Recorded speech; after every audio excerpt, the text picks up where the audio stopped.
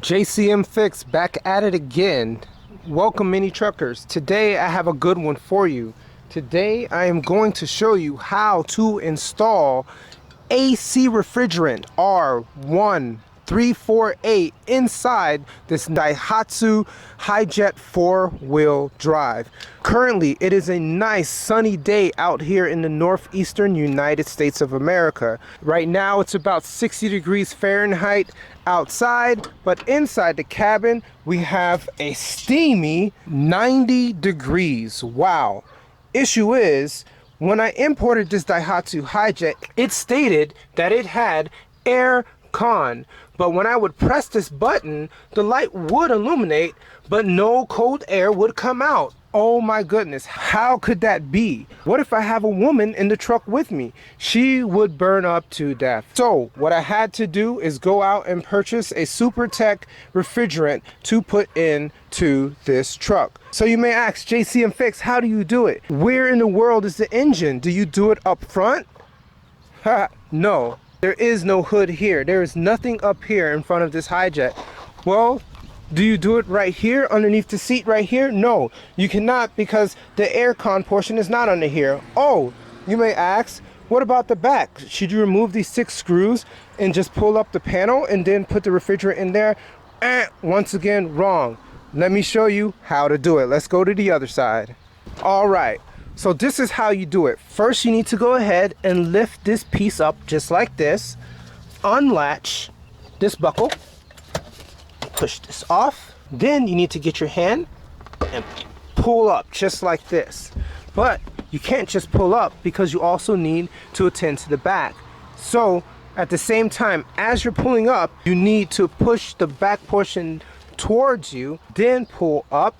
Then from there, you see it goes up perfectly fine, just like that. From here, you're gonna go ahead and get this lasso right here and attach it to this portion right there. And look at that, it stays put without a problem.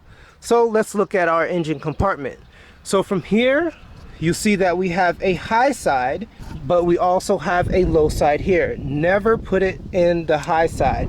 It wouldn't work either way, so the hose only has an attachment to the low side portion only, so this is where you will put it.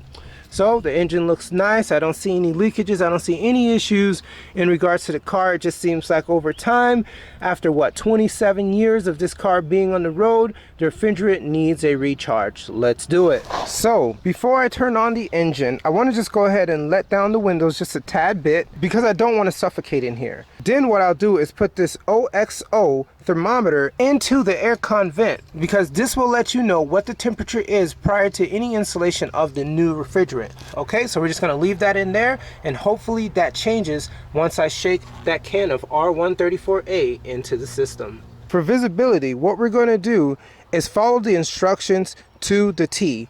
So what it wants me to do is first start the engine and set the air conditioner controls for maximum cooling. Let's do it. Make sure you shake it before using it. Let's go ahead and start it up.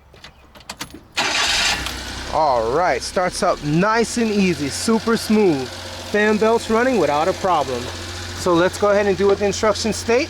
So right now it's already on the coldest temperature that it could be on, but let's actually turn it on to the highest fan speed and turn on the aircon just like that. So with the aircon on, right now the temperature we're looking at around 90, but it's not enough. It shouldn't be that hot if the air conditioner was running at optimal temperature. All right, so once again, 90 degrees is pretty much where it's at before doing anything. This is a can with a self-sealing valve and will require a charging hose made for self-sealing cans, which I have right here. So currently the hose is in the locked position, so I'm just gonna go ahead and twist this on. All right, now it's on as tightly as it can be, so let's go back to our instructions. So from here I need to go ahead and locate my low pressure port, and then I'll go ahead and twist off the cap. So on this charging hose, I will push back like this and put it on the low pressure port right here. So as you can see, it's on snugly, it is not coming off at all. All right, so what we'll do is just go ahead and turn it to the left just like this, and that unlocks it. And let's go ahead and shake it in there. And as you can see, it kicked on. as I was shaking it. So what you want to do is just shake it, and as you're pressing it, turn it from 12 to 3 o'clock every 2 to 3 seconds. And as soon as I did that, it essentially kicked on the compressor. So let's go ahead and take off the pressure and see where it's at. So right now it's super low. So right now we need to make sure it at least gets up to around 40, 45. So let's get it up there. Keep on shaking it. Every 2 to 3 seconds, you do 12 to 3 o'clock. You're gonna be doing this for at least 5 to 15 minutes or until the can is done. Let's go ahead and look at our temperature gauge while we're doing this. And look at that, already the temperature has decreased to around 65 degrees Fahrenheit. Let's keep going. Let's let go. Wow, look at that, already we're at around 45. Let's keep going. Let's look at our temperature, look at that, it's dropping. Oh wow, very nice. So I don't know if we can go any further than that. So from here it looks like we're good to go. And if it ever leaks later on, I have a little bit of the can left to finish it off. But let's look at our temperature. And look at that. Wow, I can feel it already. It is super cold in here. Now we're at around 50 degrees Fahrenheit. Now that is awesome. That is super cold. I did exactly what was necessary to get it done, and I am satisfied. So what I'll do, so now that I'm in the optimal range, I'll just go ahead and disconnect this hose right now. And now you hear the pressure now. So now there is refrigerant in the system. So from here, let's go ahead and close this back up.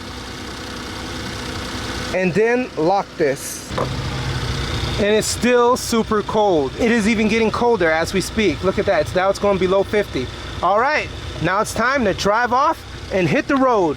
Thank you guys for joining me. I hope you guys have a blessed day. Keep in mind, this channel will give you many, many more JDM car fixes for the Toyota Century and the Daihatsu Hijet, and more cars to come in the future.